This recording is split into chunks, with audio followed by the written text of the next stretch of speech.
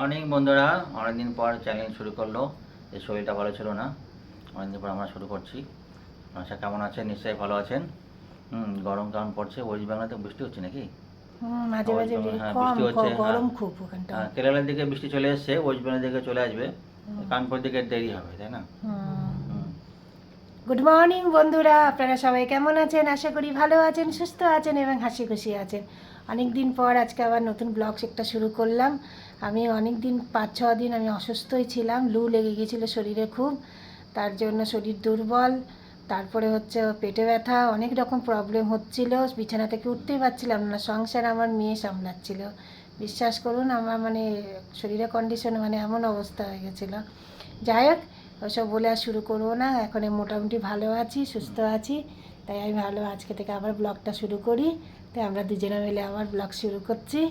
দেখা যাক, সারাদিনটা আশা করি ভালো যাবে। গরম তো খুবই পড়ছে এখানে, তাই না বলো পাগলাবো? গরম পড়ছে। প্রচণ্ড গরম, বাইরে তো রোদের তাপ প্রচণ্ড পরিমাণে। যাই হোক, এখন সকাল 8টা বেজে গেছে, কাজ আমার কিচ্ছুই হয়নি। একটু ধীরে স্থিরে কাজ করব, বেশি তাড়াতাড়ি করে করতে পারছি না। রান্নাঘরে সব পড়ে আছে। চলুন যাওয়া যাক রান্নাঘরের দিকে। রান্নাঘরে এসেছি, রান্নাঘরে গ্যাসটা সব মুছবো, পরিষ্কার করব, কারণ তারপরে চা বসাতে পারবো। পারবাবু তো আমাকে চা খেতে দিচ্ছে না, কারণ হিমোগ্লোবিন আমার আবার ডাউন হয়ে গেছে। মাঝে বেশ 10 পর্যন্ত এসেছিলো, আবার নেমে গেছে। সেদিন ব্লাড টেস্ট করলাম, তাই চাটা আমাকে অ্যাভয়েড করতে বলছে। কিন্তু চা ছাড়া আমার চলছেও না, মানে শরীরে একটা বেশ কাজ করার একটা এনার্জিও পাচ্ছি না। এমনিতে শরীরে একটু ডামাডল চলছেই। সারা ঘর দৌড়, রান্নাঘর টান্নাঘর সব পরিষ্কারও করতে হবে আস্তে আস্তে, কারণ মেয়ে সংসার সামলিয়েছে। মেয়েকে আর তো পারে, নিজের পড়াশোনাও আছে, তাও করে অনেকটাই করে। রান্না বান্না করে দিয়েছে, আমাকে খাওয়ানোর, বাবাকে করে দেওয়া সবই করেছে। ঘর মোছা, বাসনটা নয়তো ডিশে ওয়াশারে দিলাম, বাকি তো কাজ তো অনেকটাই থাকে। যাই হোক, চলুন এবার আস্তে আস্তে করা যাক। আপনাদের সঙ্গে কথা বলছি, একটু হাঁপাচ্ছি ভেতর থেকে, কিন্তু চলো যাই হোক, কিছু করার নাই। চলুন একটু গ্যাস ট্যাসগুলো ভালো করে পরিষ্কার করে নিই, মুছে নিই, তারপরে একটু চা বসাই। কারণ ও হয়তো বানা করবে, কিন্তু একটু চা না খেলে ঠিক ভালো লাগছে না। অল্প খাবো, বেশি খাবো না, একটু চা খেয়ে কাজটা শুরু করি। চলুন।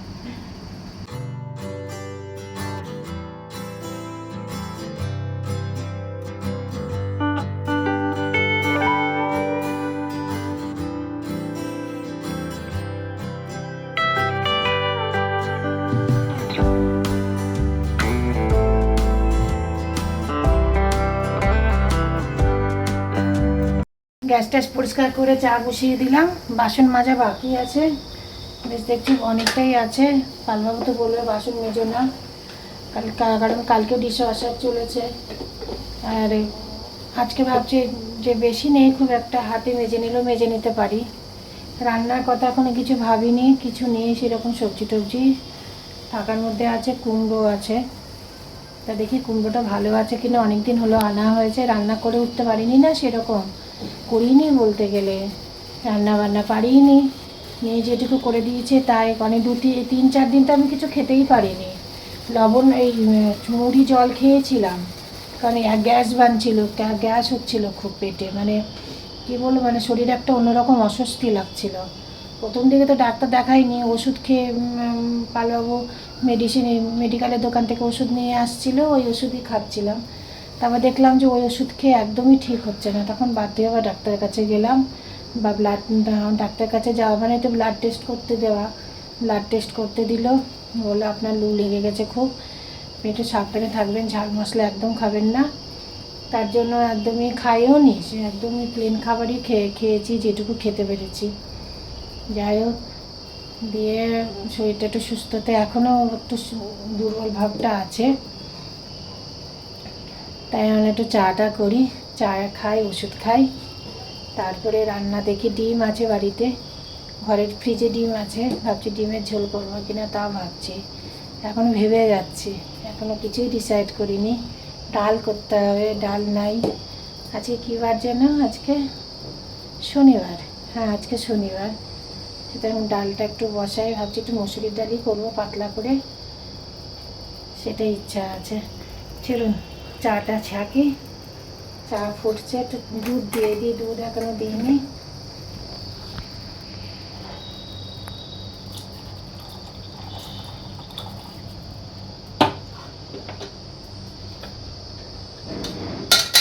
তা পালবাবুর জল খাবারটা আমার খাওয়ার ঝামেলা নাই, তাই সেই জন্য বেশিরভাগ দুধ চিড়েই খায়, কলা টলা রাখা আছে। আর মেয়ে আমার অনেক সামলিয়ে নেয় বলে আমি অনেকটা পারি, মানে অনেকটাই সামলাই। রান্নাবান্নাগুলো শিখিয়েছিলাম ছোটো থেকেই, তাই আমি অসুস্থ হলে বাবা পারে না রান্না করতে সেরকম, যাইবে নে মেয়েকে বলবে তুই কর, ভয় পায় নাকি কী জানি। যাই হোক রান্না করতে চায় না, মেয়েটাই করে, বাকি কাজ করে দেবে পালবাবু, কিন্তু রান্নাটা একটু অ্যাভয়েড করে। চলো যাই হোক, মেয়েকে শিখিয়ে দিয়েছিলাম বলে তাই ওরা দুদিন তাই ওরা খেতে পেয়েছে, নাহলে খেতে পেতো নাকি তারই সন্দেহ হয়ে গিয়েছিল, কারণ আমি তো উঠতেই পারছিলাম না বিছানা থেকে। সেই জন্য আমি বলবো ছেলে হোক মেয়ে হোক দুজনাকেই রান্না করা খুব দরকার। বাড়িতে সবসময় মায়েদের শরীর সুস্থ থাকবে এর কোনো গ্যারেন্টি নেই, মারা অসুস্থ হতেই পারে কাজ করতে করতে, তাই না? কারণ আমি অনেক দিন ধরে একভাবে কাজ করে আসছি, বাইরে আপনাদেরকে বলি যে খুব রোদের তাপ এখানটায়, ব্যালকনিতে যাওয়া যায় না। আর আমি প্রায় পরের পোছা টোছা লাগিয়ে ব্যালকনিতে যেতাম, প্রচণ্ড লু হাওয়া টাওয়া চলতো, সেটাই শরীরের পক্ষে ক্ষতি করে গেছে আমার। পালবাবু বলতো যত বাইরে যেও না, কিন্তু কাজ থাকলে কি করবো বলুন, যেতে তো হবে, তাই না? যাবো না বললে হবে? কিন্তু ওই গিয়ে আর এখন আমি কি করি, ওই পোছা লাগানোর জল নিয়ে এসে ঘরদোর মুছে নিয়ে আমি একদম সন্ধ্যের দিকে যখন একদম ঠান্ডা ওয়েদার হয়ে যায় তখন আমি একটু বাইরে গিয়ে তখন সব ব্যালকনিগুলো পরিষ্কার করি। এক হয় যে তাহলে 6টার সময় 5টার সময় উঠে ব্যালকনি পরিষ্কার করতে হবে, এখন শরীর ভালো নয়, অত সকালে ওঠা সম্ভবও হচ্ছে না আমার পক্ষে। রেডি হয়ে যাচ্ছে, তবে কালকে মেয়ের পরীক্ষা ছিল, মেয়ের 8টা থেকে পরীক্ষা, 7টার সময় বেরিয়ে যায়। কালকে উঠে গিয়ে ওকে একদম ঠিক খাবার টাবার দিয়েছিলাম করে, খাবার বলতে দুধ কর্নফ্লেক্স খেয়ে গেছিলো, চা খেয়ে গেছিলো, দিয়ে ওরা চলে যাওয়ার পর ফ্রেশ হয়ে গিয়ে আমি শুয়ে পড়েছিলাম, পারছিলাম না করতে। ভেবেছিলাম কালকে ভিডিওটা কালকে থেকেই শুরু করবো, কিন্তু করে উঠতে পারলাম না বন্ধুরা, শরীর সাথই দিল না। তাই আমি আজকে বললাম আজকে আপনাদের সঙ্গে কথা বলবোই, গল্প করবোই, শরীর যেরকমই হোক। এই যে আপনাদের সঙ্গে কথা বলছি, শরীর যদি সুস্থ না থাকে তাহলে আপনাদের সঙ্গে কথা বলতেও তো পারবো না, না আপনাদেরও ভালো লাগবে না আমার কথা শুনতে, তাই না? দেখ চা কমপ্লিট হয়ে গেছে, এবার একটু চাটা ছেঁকে নিই, ওষুধটা খাই, জল গরম নিয়েছি, একটু হলুদ জল খাবো আজকে, অনেকদিন হলুদ জল খেয়ে দিয়ে ওষুধটা খাবো, খাওয়া যায়। চা হয়ে গেছে, এবার চাটা কাপে ঢেলে নিই।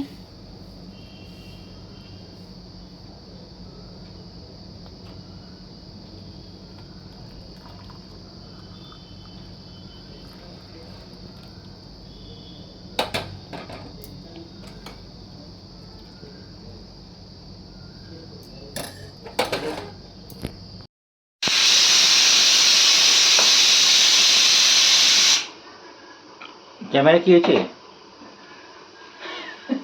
তোমার ক্যামেরাটা এমনিতে নড়বড়ে, যখন আমার কিচেনের জন্য খাবার বানাই তখন হিলে যায়, ব্যাস মেয়ে বকছে আমাকে, ঠিক করে সেট হয়নি।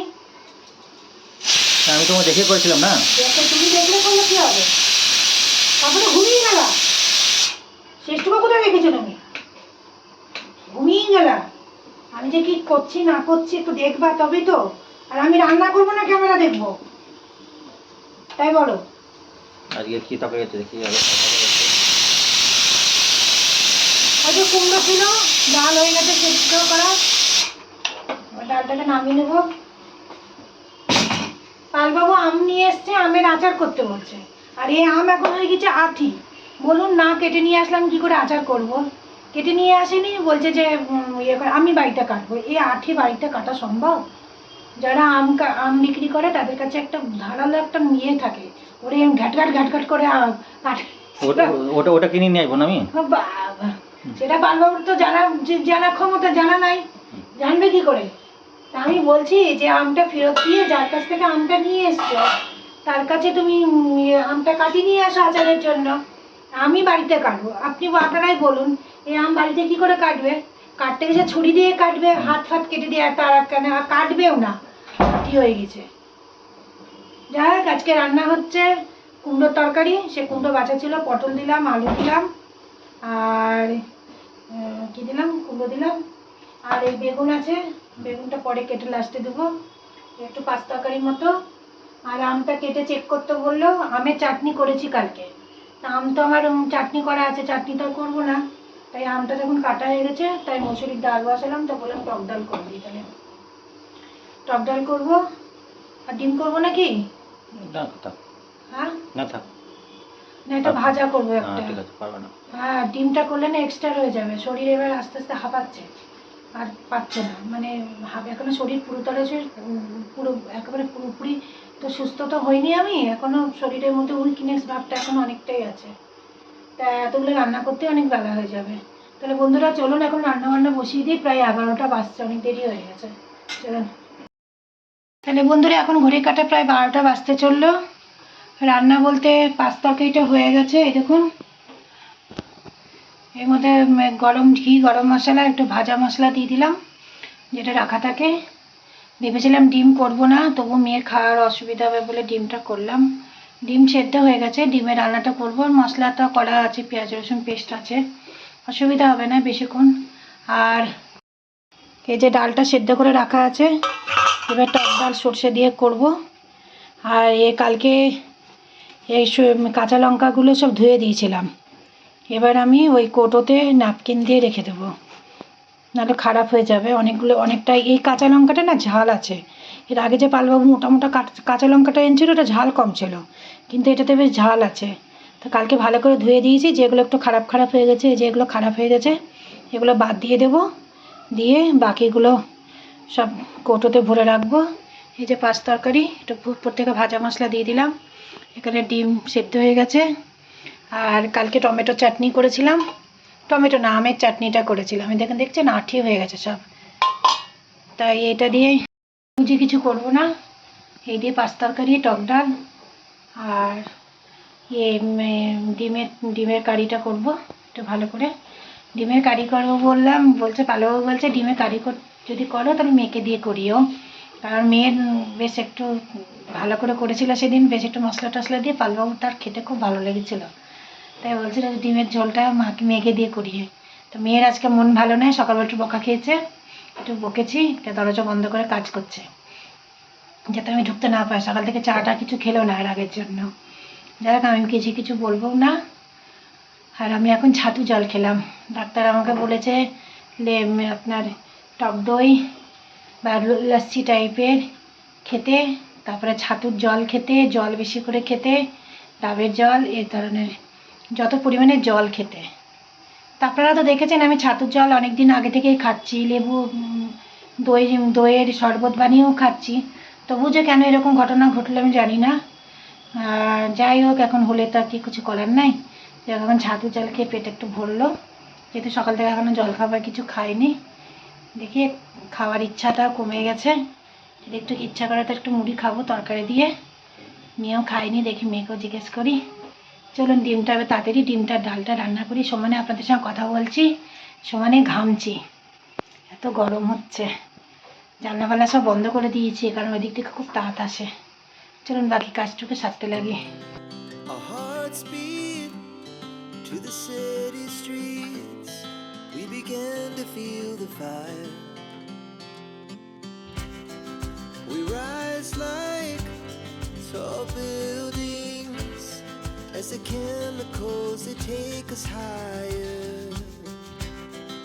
The night's young and it's just begun as she puts her hand in mine.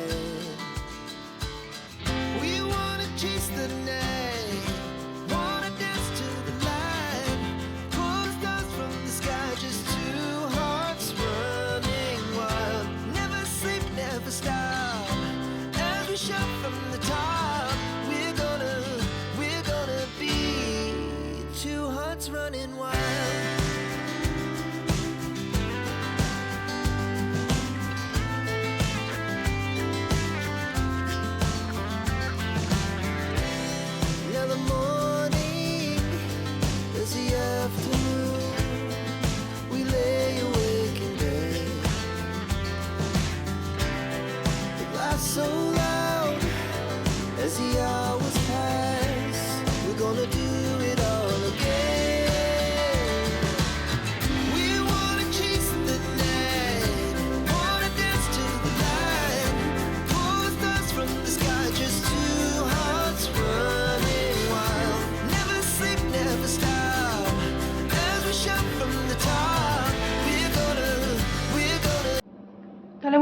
রান্নাবান্না কমপ্লিট হয়ে গেছে, স্নান টান সেরে আমরা চলে এসেছি। আমি কি কি রান্না করেছি আপনাদেরকে দেখাই। এই যে কুমড়োর তরকারি, আর ডিম করবো না করেও ডিম করলাম, ডিমের ঝোল করেছি, টক ডাল,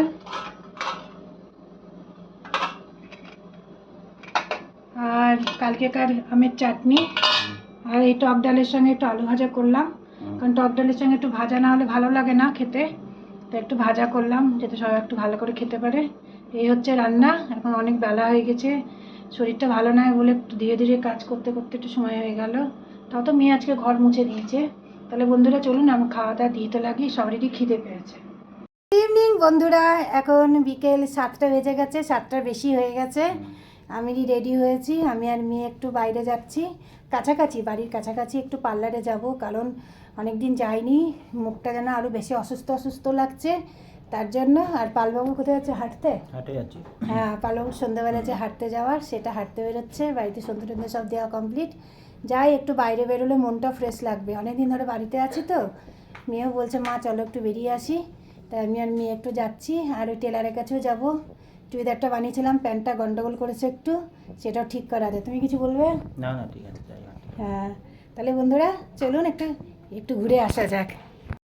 বন্ধুরা আমি বাড়ি থেকে বেরিয়ে গেছি, এসছি পার্লারে, একটা পার্লারে এসছি। এটা নতুন পার্লার, আগে যেটা পার্লারটা যেতাম সেটা থেকে একটু বাড়ি মানে একটু কাছাকাছি, তাই এখানে আসলাম। এর আগে করে গেছিলাম, ভালো করেছিল মেয়েটা, তাই এবার এসছি। চলুন ভেতরে ঢোকা যাক।